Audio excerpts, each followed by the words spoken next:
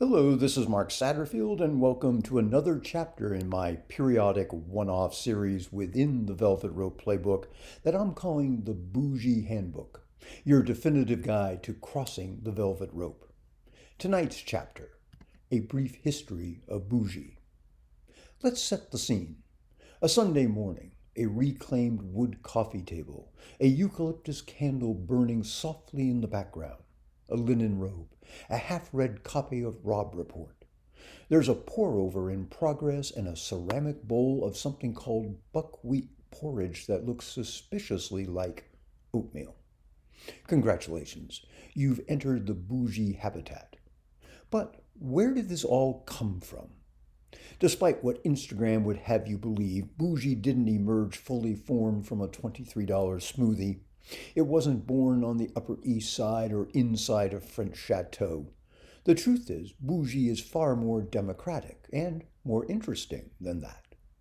It was shaped in the curated crevices of American suburbia, in college towns with an independent bookstore and a Lululemon pop-up, in cities where baristas have MFAs and dogs wear raincoats made from recycled ocean plastic.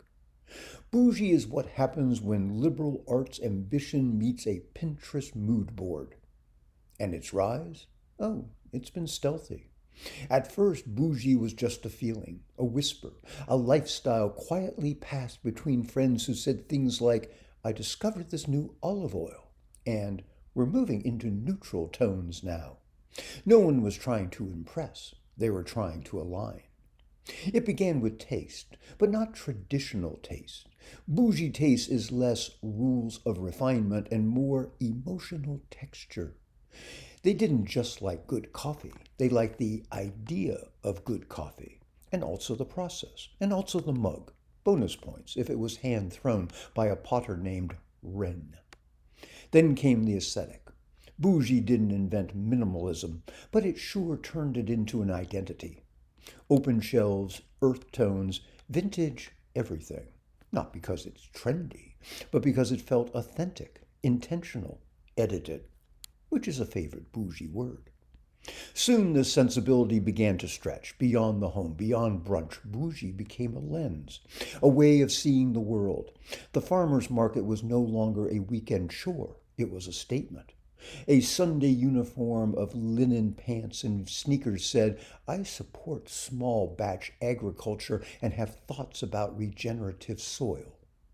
Jobs began to shift too. No one worked in sales anymore. They were brand consultants. No one managed social media. They were narrative architects. Titles grew like trailing ivy: creative strategy, experiential culture builder, wellness advisor.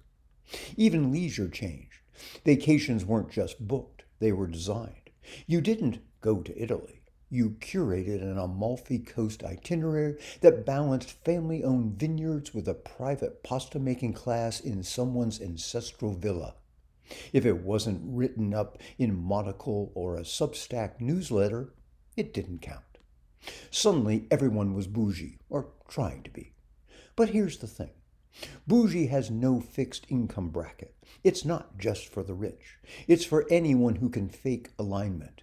You don't need a second home. You just need a convincing enough story about that retreat you did in Big Sur.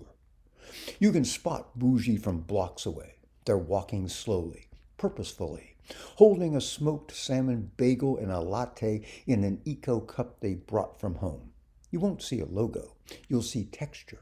Linen, wool, maybe one subtle accessory from a French brand with no vowels in the name. Their tote bag will contain a refillable water bottle, a novel translated from Swedish, and naturally tinted lip balm with a name like Earth. Oh yes, Bougie has gone global. It's in Stockholm cafes, Melbourne farmers markets, and boutique hotels in Japan with hand-woven hammocks and turmeric tonics. It's low-key, high-concept, and terrifyingly adaptable. Which brings us to the point. Bougie isn't about stuff. It's about signals, a way of moving through the world that whispers, I have taste, I have restraint, I have a favorite olive oil and a moral opinion about sparkling water. Bougie fills the void between aspiration and authenticity. It offers status disguised as simplicity. Instead of screaming for attention, it curates intimacy. It doesn't say, look at me. It says, you probably wouldn't get it. And if you do get it, well then, welcome. You've crossed the velvet rope. You may now proceed to the pantry, where the mild-dawn salt is displayed proudly and the butter has a dedicated ceramic tray. Because the world didn't need another luxury class. It needed a lifestyle it could aspire to without admitting it was aspiring. That's what Bougie gave us. Not flash, but fluency. Not logos, but language. Not wealth, but wavelength. But now you're in on it. So, this is Mark Satterfield. Thanks for listening to this chapter of the Bougie Handbook, your definitive guide to crossing the velvet rope. Look, if you're enjoying this, send me an email to mark@getwealthyclients.com with your questions about navigating the bougie lifestyle.